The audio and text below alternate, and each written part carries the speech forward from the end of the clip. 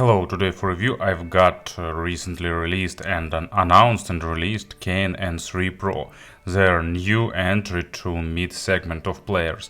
If you remember, regular N3 was a good player in the affordable lineup with price about $150 or so. It was a really solid performer in this price range and actually one of the best inexpensive dubs at that time. But later Cayin decided to go in a different way. They found their own unique approach in the personal audio. Probably they built their portable lineup based on their huge experience in the stationary devices, because Cayin is well known in the world of big hi-fi, let's call it this way, as a creator of tube amplifier and other related stuff. They actually have a good lineup of desktop headphone created products. But anyway, let's go back. So for the N3 Pro, they decided to target it towards mid segment. And its price is $470, but at the same time they created really unique device. It uses dual AK4493 as a digital to analog converter, and it offers two types of amplification. It has a solid state amplifier and a tube amplifier. They used some Raytheon small tube, not Corgny tube like their N8, their flagship model, but still small tube that is suitable for application in the portable world. And they tried to pack as many technologies into this small player as possible. Unfortunately, they decided to drop Android, so no streaming media support, no installable applications, but at the same time it has good sound, it has Bluetooth, both receiver and transmitter, supporting all codecs, and it has Wi-Fi, but it used only for music transfer and for the firmware update. Also here supported Hy-B-Link for remote control of this player via the Bluetooth.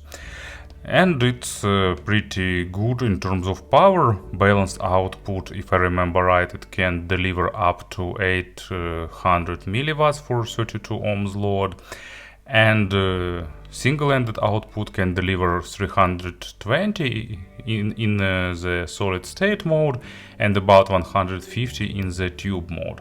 Still pretty good figures. As for work time, it's about 11 hours from single-ended out and about 9 hours, a bit less, like 8.5 from the balanced or in the tube mode. So still pretty good figures. Add here Cayin's signature energetic and emotional representation, and you will understand why this device is receiving more and more attention recently. Unfortunately, during the delivery, box of my N3 Pro was totally devastated, so I will skip unboxing part.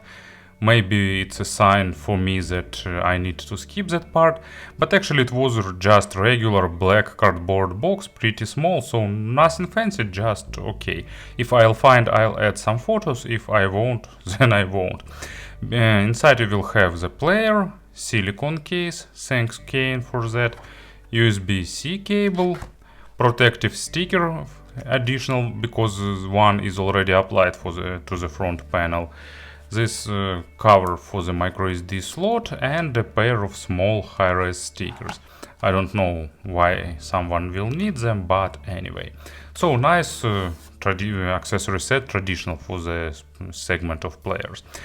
If I remember right, Cayin also announced nice stylish case made of leather with metal inserts, but I didn't get it. Anyway, so let's proceed to the design and to the look. So it's pretty small, not super small, a bit thicker than regular, but the frontal side is smaller than, for example, FIO's M11 or even iBasso DX160. And there are hardware controls, so 3 buttons for the playback and tracks navigation, on-off button and combined with volume knob. It actually uses pretty good encoder, so rotation and clicks are pretty nice. Here is micro SD slot, it doesn't have any internal memory, and USB-C for charging. Also it can be used as a digital transport and so on, so all of that features. Actually full charge took a bit above 3 hours. And 3 outputs: line out, headphones output, and balanced pentacon. I really recommend you to get the plug to cover the line out, because if you put your headphones here you can get too loud sound. And anyway, build quality is nice, back panel looks stylish, so it has its unique design, and of course it built to remind the flagship model N8. You can see that both N3 Pro and N8 doesn't have Android, so the only two Android models in the Cayin lineup. It's N5 Mark II, but it's pretty outdated already. It can be considered as an outdated, and N6 Mark II. Also there is a home button. Also it has a circular indicator changing colors depending on the resolution of the currently played music. Front panel has a sensor screen. Actually it doesn't occupy the whole front panel.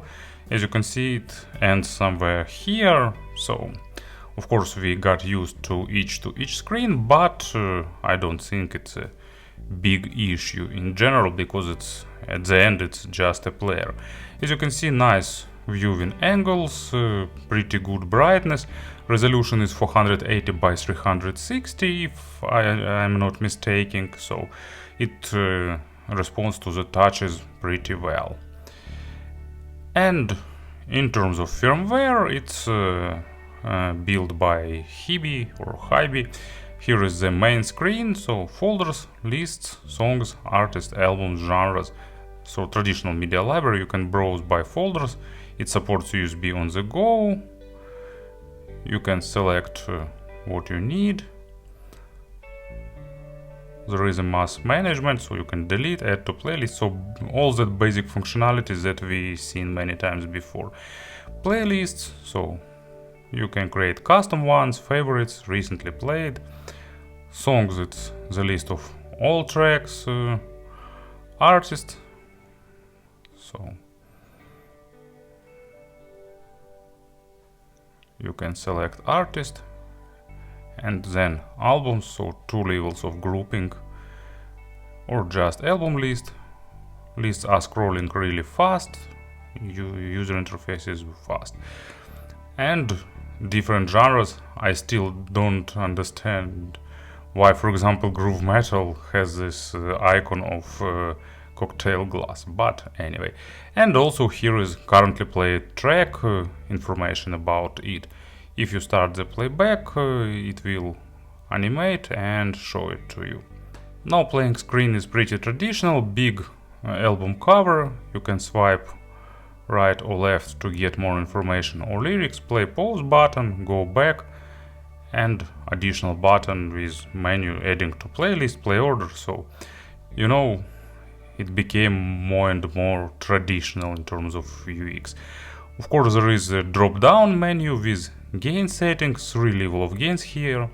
You can turn on the tube mode, and you can select between the ultra linear or triode mode, so tube can work in 2 modes. But to activate it, I need to plug the headphones to the single-ended output. Phone out, DSD output options, Bluetooth, USB, and idle shutdown. Also here you can get information about the firmware. And also there is a pop-up menu with music settings. So here is play mode, DSD output, DSD gain compensation, breakpoint resume, so it can remember where you left the music playback. Gapeless, maximum volume, startup volume, fade in out. I don't know why someone can need that. Replay gain, line out settings, balance, channel balance, PCM digital filter, DSD digital filter, equalizer. So equalizer is pretty traditional. Play through folders, play through albums and album art. And there is a system settings, so Wi-Fi, you can turn Wi-Fi on, it will connect, and you can import music and scan for networks, manual SSD entry, so all your networks are here. So let's go back.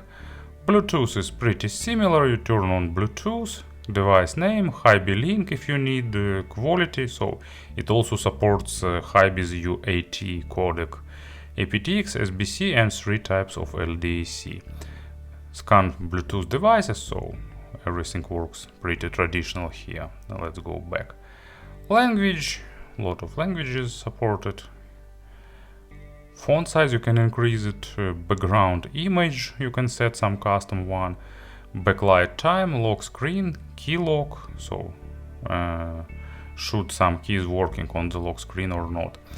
LED indicator, if you don't like it, you can turn it off. Idle shutdown and scheduled power off, reset and system upgrade. So it can be, you can update it via microSD or over the air update. And here is home button working from the menus. Actually, it's not home button, it's the now playing screen button.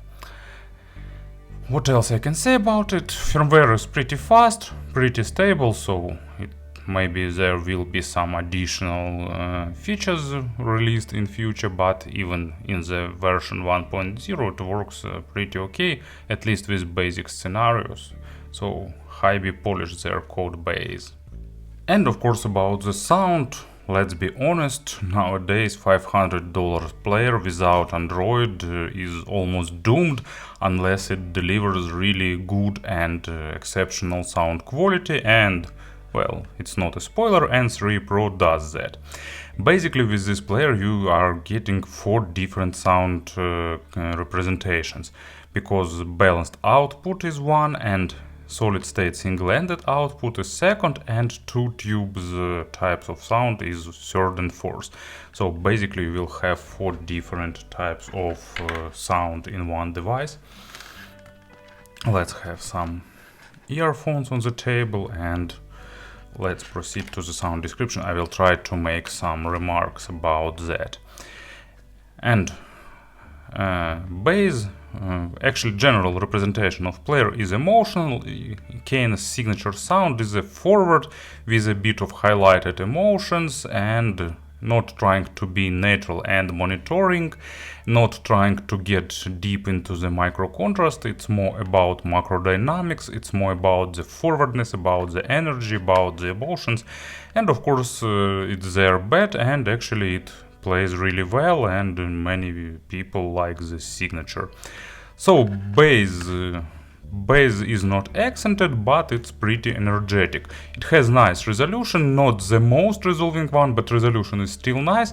Really good depth, perfect control, so nice impactful low frequencies with good punch. You can make it a bit softer by selecting the tube output, and a bit warmer. So basically let's go this way. So here is an example of track that I selected for the low frequencies. It's Django's original soundtrack, Rick Ross 100 Black Coffins. So it's a rap track. Of course it's not the track to test something, but it really illustrates the sound of this player pretty well, because on the low frequencies there is a nice distinguishing beat, and it's pretty slow but impactful drum repeating kicks on and on. So with balanced output you will have the most highlighted and biggest amount of low frequencies. Of course it's not in terms of frequency response, it's about energy put into the low frequencies. From the solid state single-ended out you'll have the less, more linear, a bit more drier low frequencies. And let's turn on tubes.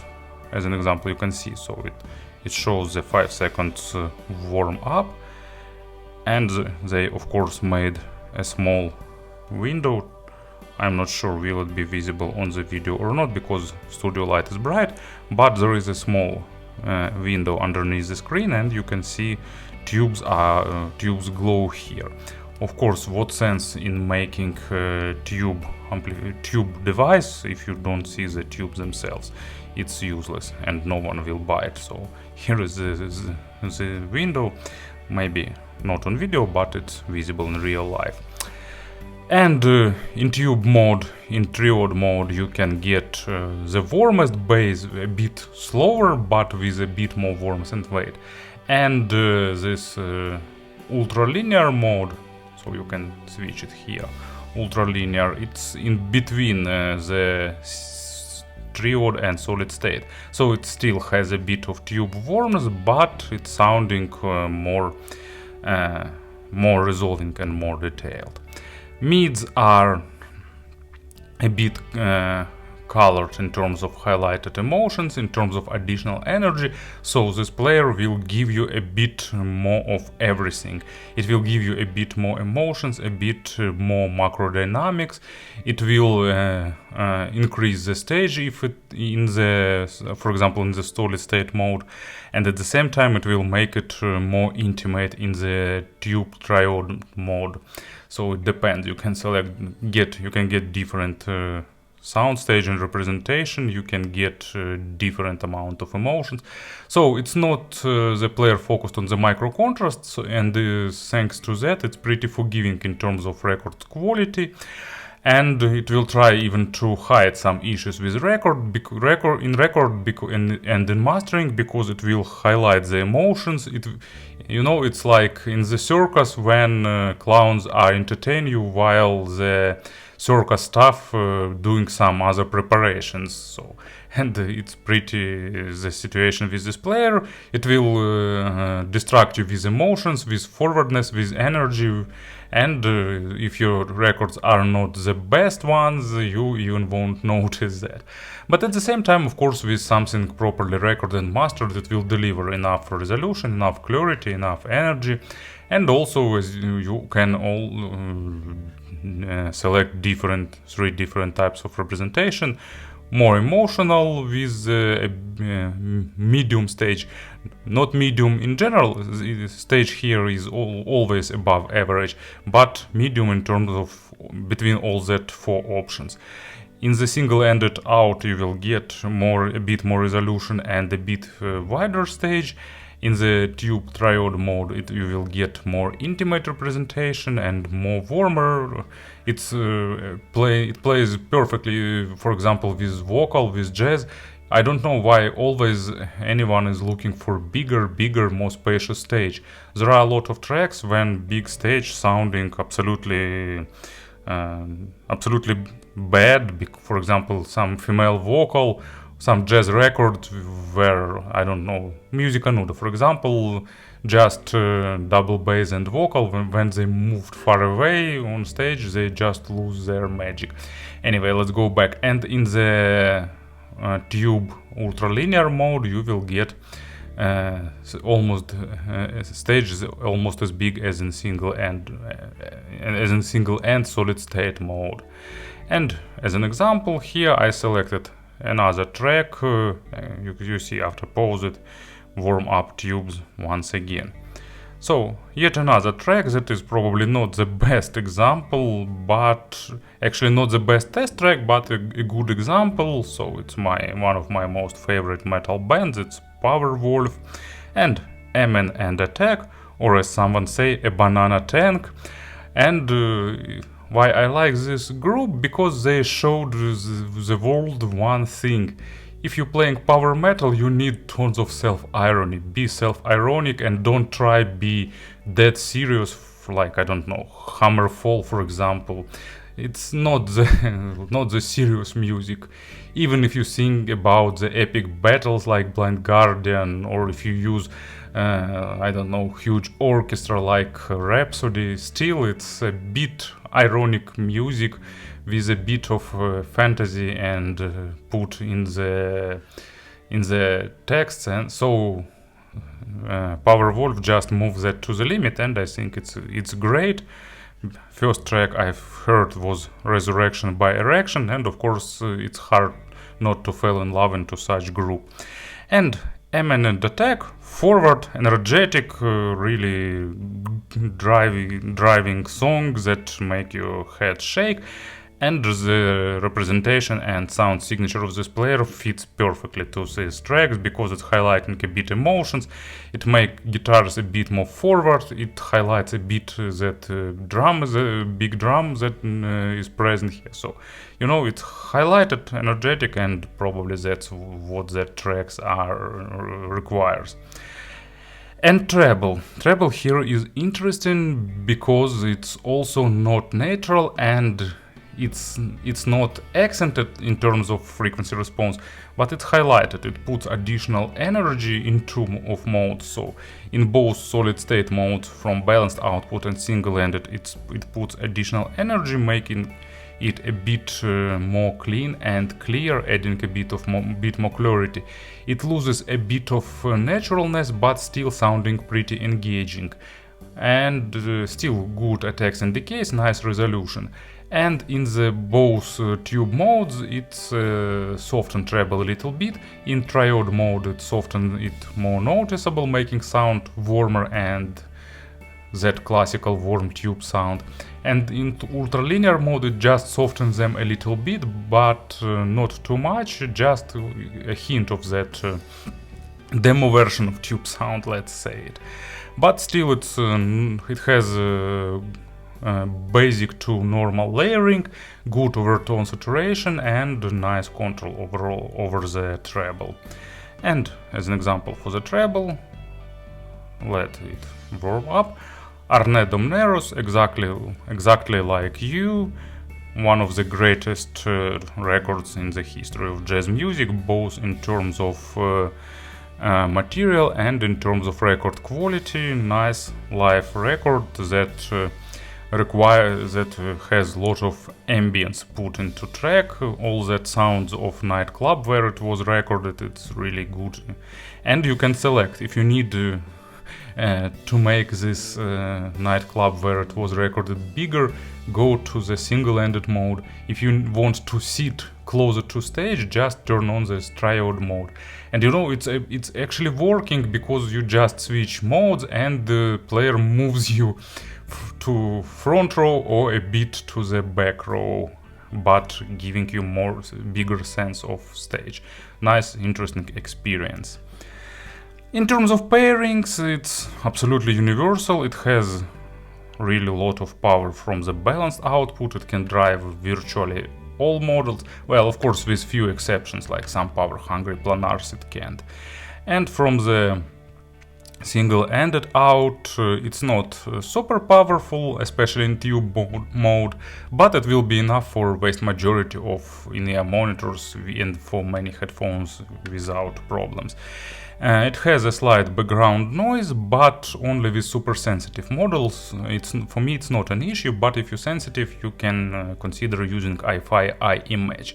But actually background is pretty low. In tube mode it's a bit higher, but still nothing criminal, nothing I can call too much. And speaking about the comparisons, you know, honestly, there is not much sense in comparing it with other players in this segment. Actually, the only player that I can compare with, it's the Ray Prelude. Ray is a bit more resolving, but also shows that same energetic representation with highlighted emotions. But Cayin is better built, has a lot more features, better controls, and offering different sound signatures, including that warmer tube one. And I'll be honest, I don't see much sense in comparing with Shenling M6, with FIO M11, with Ibasso DX160, because this player is more emotional comparing with them. It has this tube mode that is warmer and softer, so it's just a different player, and that's all. Basically, if you want to consider this player, you need to ask yourself, do you need Android and streaming? If you don't, and if you like energetic music, especially if you listen to genres and styles that are not famous for the great record quality, Cayin N3 Pro is really good option. So nice build quality, good design, 4 sound signatures, powerful, a lot of features and so on and so forth. I think it should be considered like something, you know, Cayin just didn't left enough space for model indexes, and they have N6, that is Android, in the about $1,000 price range, N5 is yet another Android player, and N3 was too affordable. So of course there is N4, but 4 is considered as a bad number in China, so all creators try to skip that number, and so they have to release this player as N3 Pro. I really hope that in some future Cayin will release some more affordable models. They don't have it in plans, but maybe in a year or so, because I definitely believe that they can show something new in this price segment too, and lower segment is the most interesting one now, where the most battles are happening. So anyway, it was Cayin N3 Pro, really unique in player, really unique in many aspects. Thank you for listening, thank you for your attention, and have a nice day.